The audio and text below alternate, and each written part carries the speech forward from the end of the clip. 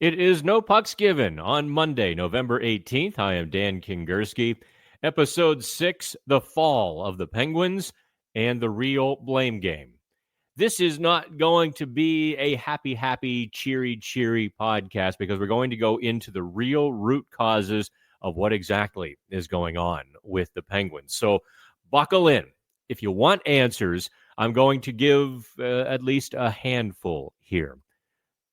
They are more explanative. I'm going to make up words now. We're going to get into the explanations, I should say, of where this team is headed. And unfortunately, as I wrote on Pittsburgh Hockey Now on Monday morning, the worst is yet to come. Unfortunately for the Penguins, there is no quick get to the next stage. The waiting is the hardest part. And the Penguins are just now in the waiting room of a rebuild. The opportunities to retool have passed them by. Whereas Washington both got lucky. If you want to compare the Penguins, look at Washington. Compare what Washington has been able to do. They've been able to keep their high draft picks. They've turned into Connor McMichael and Hendrix Lapierre and some of the defensemen that they're now employing. But the Capitals also got some good luck in so much as their stalwart veterans, TJ Oshie, Nick Backstrom, stepped away, creating huge salary cap space that they could do things with, such as go get Jacob Chychrun. That unique deal where they gamble, but it's working for them, getting Pierre-Luc Dubois. Those are some things that have helped the Capitals very quickly turn their ship around, where they should have had to go through a bit of a protracted rebuild. The Penguins aren't so lucky. The Penguins can't just kind of blow it up or wait half a season and shed some underperforming or often injured veterans. Their veterans are actually playing quite well. If you look at the Penguins on the ice this season, you cannot say Sidney Crosby, Evgeny Malkin are the prime problems. In fact, they're the two best players. And so as we get into the blame game, and that's going to, I think, be interspersed throughout the podcast. If you look at the blame game, culprit number one, obviously, is always going to be Ron Hextall for tying the Penguins to the core several years ago. After that was done, there was no coming back from it. The other culprit would be Kyle Dubas.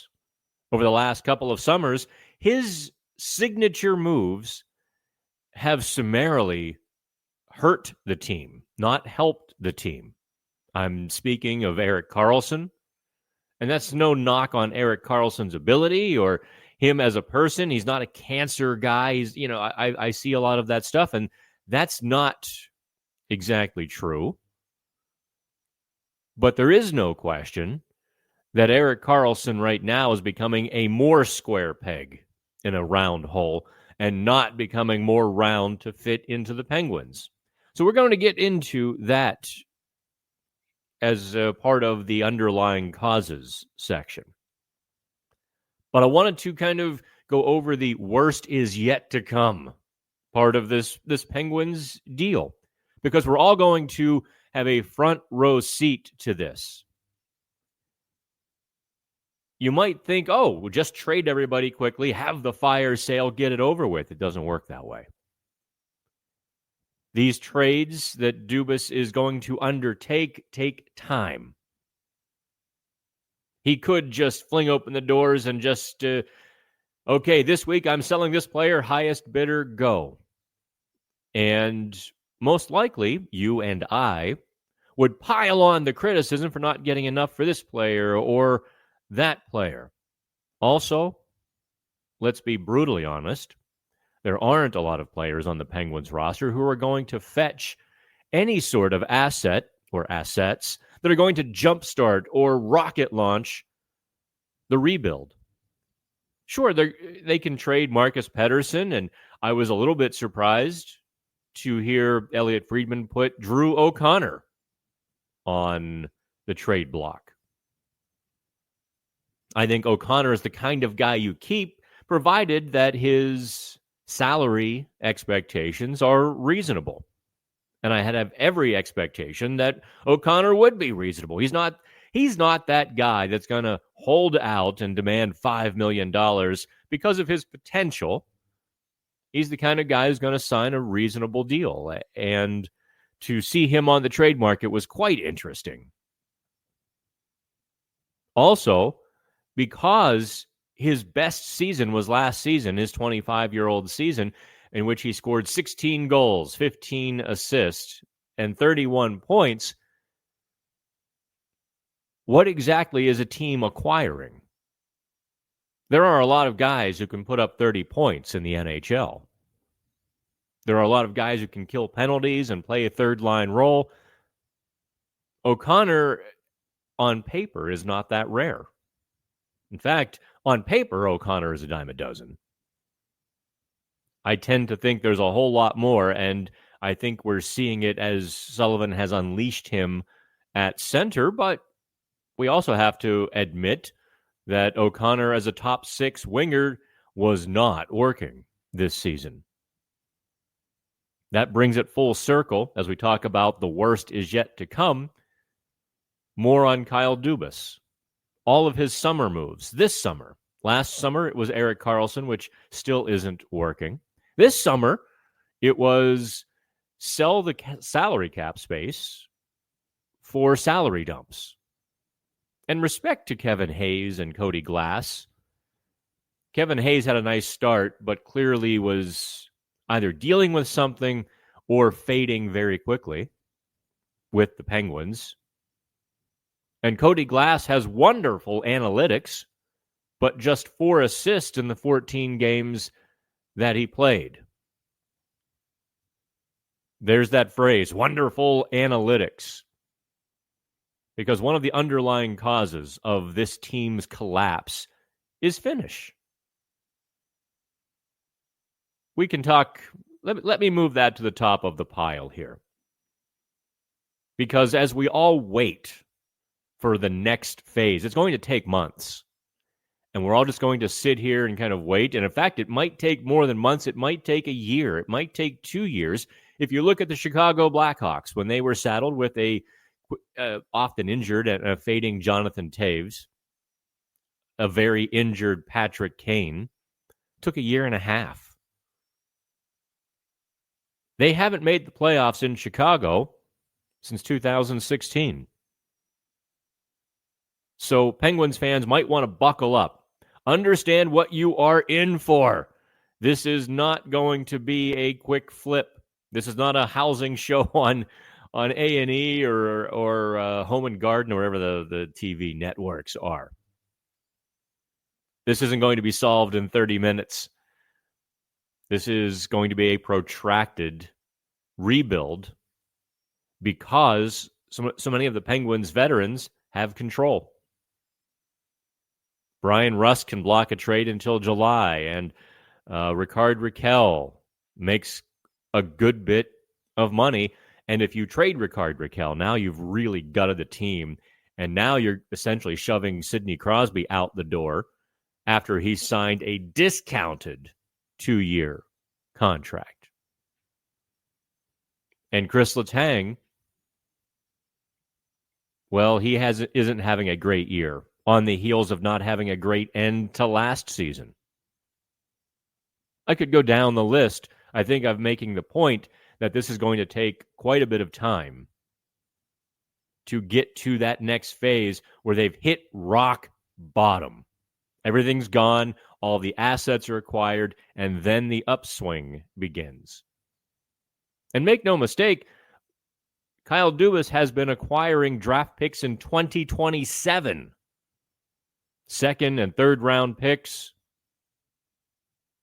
Statistically speaking, a 2027 draft pick will not bear fruit, to use the expression, until about 2030.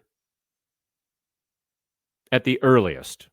Sure, they might get lucky with one of these picks, in 2026 or 2027, but you're really looking at a 3-year development process, an extra year, maybe 2 years in juniors, a year of professional hockey, and then the player might be ready. Of course, you look at a lot of draft picks, and it takes that extra 2 years in juniors and 2 to 3 years in the minors. That's 5 years. That's 2032 on the pick they acquired for Eller. That's 2031 on the draft, one of the draft picks anyway, that they acquired in the Kevin Hayes trade. 2030 for the other draft pick. So this is the situation that the Penguins find themselves in. Like I said, buckle up. This is going to be a long, protracted process. Let's get into the underlying causes. I know that's what you really want to dive into. The blame game. Let's do it, right? And I think, I'm going to do it right here. Underlying causes of this team's collapse. A very poorly constructed defense. Erik Karlsson had his most successful seasons in the very structured 1-3-1 of the Ottawa Senators. Guy Boucher was the coach, and Erik Karlsson was just going wild in that structured system in which everyone else knew exactly where to be. Now you'll notice not many teams play that 1-3-1 anymore. And Guy Boucher is no longer a head coach in the NHL and hasn't been, because that system has largely been banished to the scrap heap with the way the game is played now. With the speed and the agility and the skating of these players, it's really difficult. I think the LA Kings are the last of the Mohicans. I think they are the last 1-3-1 team. Maybe one of you can correct me on that. But even so, the Kings don't play a backward 1-3-1. They play an aggressive forward kind of structure of a 1-3-1. Ryan Graves is the other defenseman who healthy scratch on Saturday after an abysmal week last week. I don't think I've seen a player lose his momentum that quickly as Graves had. Graves was playing a solid brand of defense. He has some problems. He's not a great stay-at-home defenseman, but he was becoming a solid one. And then last week happened, and oh boy, those were huge mistakes. And it got him put in the press box in favor of 2022 first-round pick, Owen Pickering. Graves is another that you look at Kyle Dubas and you wonder if he truly understood Mike Sullivan's system. If he truly understood what kind of defenseman Mike Sullivan needs in order to be successful. Both Graves and Karlsson thrived in tight structure. Mike Sullivan's system is not a tight structure. Now, this is from November 11th, actually 1 week ago today. I'm going to play you Mike Sullivan's partial explanation of his defensive system. I'm not going to lie to you. It does get under my skin a little bit when I get tons of X replies and social media replies and all kinds of demands. It's Mike Sullivan's system. And I know full well the person, shaking their fist or angry and frustrated doesn't know Mike Sullivan's system. It can be very successful. This team clearly is struggling to play it, and that's not on Sullivan. Sullivan set forth the philosophy and the scheme, and it's Kyle Dubas' job to fill it, to fill the roster with players who can play the type of game. And it's not necessarily dependent upon having a high foot speed. It's dependent upon a certain hockey IQ. So I'm going to play. I'm going to drop the knowledge on you here, because a week ago I asked Mike Sullivan about Michael Bunting, and what Michael Bunting was doing differently. He had kind of the uptick there for a second, scored some goals, and looking, like the player that we expected to see at the beginning of the season, beside Evgeny Malkin. Then Sullivan kind of dove into, well, on the defensive side, he's doing more good things. Sullivan made the mistake, or maybe I made the mistake, when Sullivan said, I won't bore you with the details. Now, I don't have this part of the press conference, to which I kind of yelled from my seat after my question, well, you could. Go ahead. And Sullivan obliged. So here is, that 50 seconds, 55 seconds of Mike Sullivan getting into his defensive philosophy. And the Penguins really are more of a philosophy than a system. I think you'll hear that. Here we go.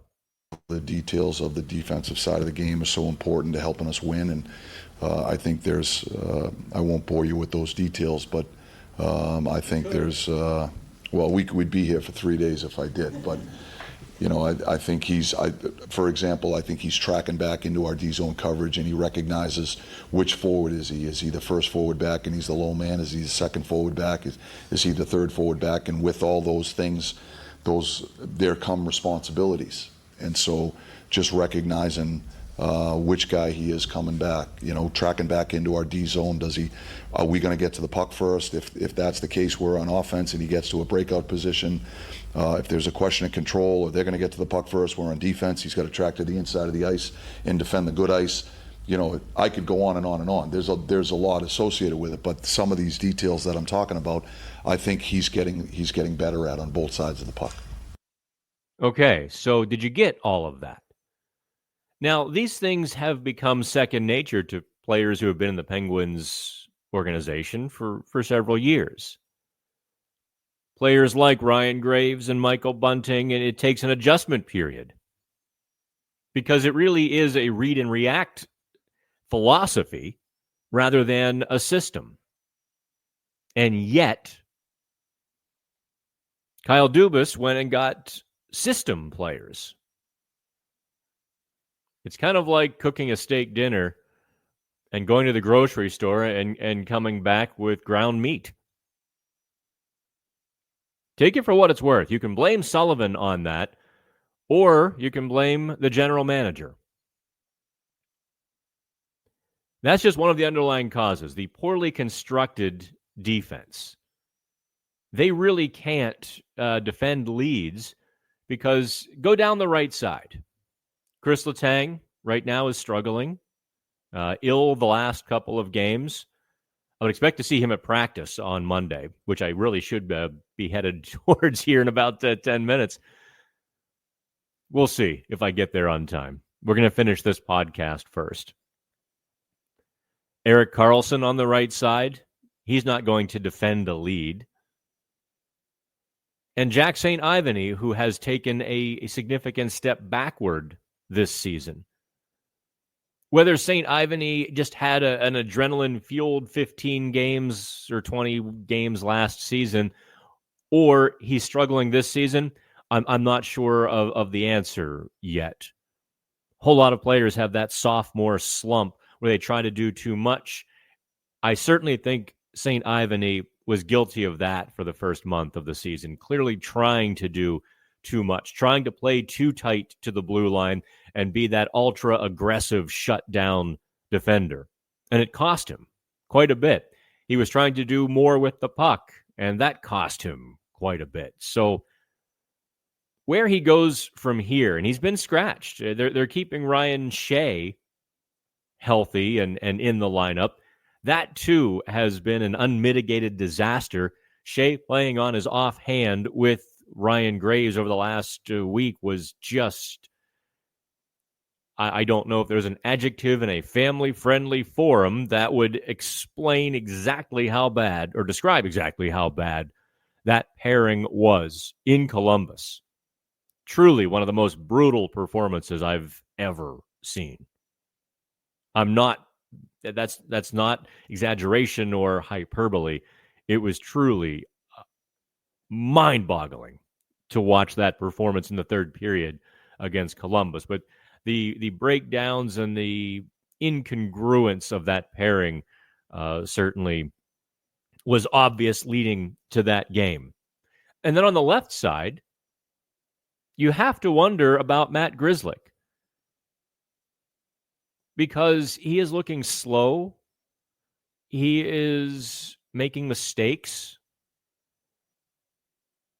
You begin to see, unfortunately, and I say this with all respect, you begin to see why he was struggling in Boston and why Boston put him in the press box at the end of last season. Right now, he's not a good defenseman for the Penguins. He's not playing well. All of those things, these things sort of mirror the problems that the Toronto Maple Leafs had when Kyle Dubas was general manager. Do you realize that? A poorly constructed defense, goaltending issues, and a top-heavy forwards crew. So if we're going to start playing the blame game, it does start at the top. But let's continue about the underlying causes for this team, this specific team struggling.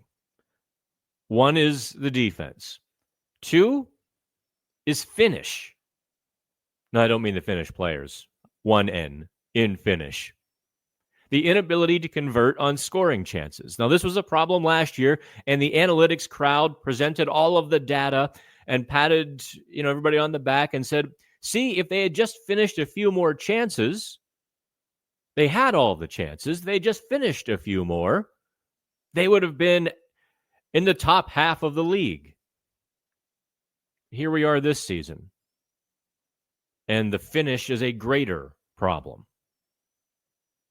But the analytics say this is where analytics needs to be relegated to a support role, an informing role, not a defining role in team construction. Because clearly, if there are scoring chances, something is going right. But clearly, if there are not goals, something is going wrong. The first and unavoidable feature of this finish problem is age. Players just don't score at the same rate as they age. That's simple. That's easy. So what happens next? You surround the aging players with guys who do put the puck in the net. And Kyle Dubas brought in Anthony Beauvillier, who mightily struggles to convert chances. Coach Francis Anzalone, you've seen those coaches debrief videos on our YouTube channel, really likes Beauvillier, his structure, his speed, and what he brings to the team. And he's got 6 goals. He's finished some chances, but he's had a lot more chances to finish. And the other players that Kyle Dubas brought in, Cody Glass and Kevin Hayes, have not finished their chances. And so Michael Bunting gets lumped onto that pile as well, as not finishing chances, and in fact not creating enough chances. That should have been obvious in the team construction when they're looking at the whiteboard with the lines and all of those sorts of things. When you visualize the team, a lack of finish should have been obvious. And yet it wasn't addressed. And so this team is struggling. This team can get a lead, but those subsequent scoring chances, they have to work harder to get them. And the game turns when the other team presses and fights to get back in the game. Make no mistake, 9 times in 20 games, the Penguins have squandered a multi-goal lead, allowing the other team to come back and tie or win the game. They are 4-3-2 in those 9 games. Can you believe that? 4-3-2. Teams have come back to tie with the Penguins having a 2-goal lead. Now, they've had a couple other 2-goal leads, one against Detroit, in which Detroit didn't come back. So they could be like 5-3-1 if we take out the other shootout loss. That's horrendous. That third goal so many times would be hugely important. Of course, it wasn't against the San Jose Sharks, was it? Now, think back to what Mike Sullivan was saying about tracking back and knowing your responsibilities, understanding which forward you are in the defensive zone. Are you the F1 who picks up the primary responsibility? Are you the F3 who slides in at the top and provides support at the top? All of those things Sullivan went through. Replay them back. And the Penguins don't do them in critical situations either. That was the top line that allowed Mikael Granlund to beat them up the ice. That was the Penguins' top line with Sidney Crosby, Ricard Raquel, and Anthony Beauvillier that allowed the slow skating Mikael Granlund to breeze by them. I turned my head like way to the left. Did that create the microphone effect of the what is it? The Doppel effect where the sound gets further away. Anyway, I'm trying here. I'm trying to lighten the mood a little bit from this very heavy title and heavy subject matter of the Penguins. So defensive construction, finish, both of those things could have been foreseen. And the third, let's put Mike Sullivan under the microscope and under the heat lamp here. Because clearly, Kyle Dubas has not delivered players capable of playing Mike Sullivan's very hockey IQ defensive system. For years, general managers did. And now Dubas is not. So where does it go from here? To truly, the next person who yells, it's Mike Sullivan's system, I'm going to ask them, okay, tell me about Sullivan's system. Now, I just gave it to you. It is not a 1-3-1 or a 1-2-2. Those designations really are sort of a bygone thing. As more and more coaches and more teams move to that free ice, defend the good ice. It's called no position hockey, by the way. Junior coaches are running toward it. I was first alerted to it 2 years ago by a company that was trying to invest, and one of their sons was or actually I think this year will be a draftable prospect. And I was alerted to this no position hockey thrust that is laying waste to all of the systems and schemes that we grew up with and that we have known for our entire hockey lives. So in this case, Mike Sullivan has been years ahead of the curve. Is Sullivan wrong to stick with it? Should Sullivan go to that 1-2-2? And I forget which game it was a couple of weeks ago, in which Sullivan deployed a 1-2-2 after the other team scored a goal and stuck with it for 5 minutes and settled the game. And the Penguins, was it Buffalo? It might have been the Buffalo. Actually, that was a month ago that the Penguins did that against Buffalo, settled themselves, and then overcame giving up a multi-goal deficit or multi-goal lead to win the game. But clearly, it's an incongruence there. Roster and Sullivan and roster. And with everything I've told you in the last 29 and a half minutes, I'm going to leave that decision with you. Because clearly, Sullivan's system, teams are running toward it. Think about that. The Penguins were so far ahead of the curve that the game is just now catching up. And now that the game is catching up, the Penguins don't have the players to do it. As Myron Cope would have said. Okay, that is the conclusion of No Pucks Given, episode 6. I welcome your comments. Please subscribe for the downloads. I'm doing more of these than I anticipated. I thought maybe once or twice a week, but I think last week, I posted 3 or 4, and I'm going to keep doing that because I think we're bringing some information, and I hope you enjoy these on the ride to work or the ride home from work. Also, I'm not going to lie, I don't mind making a couple dollars on these podcasts and getting there as well.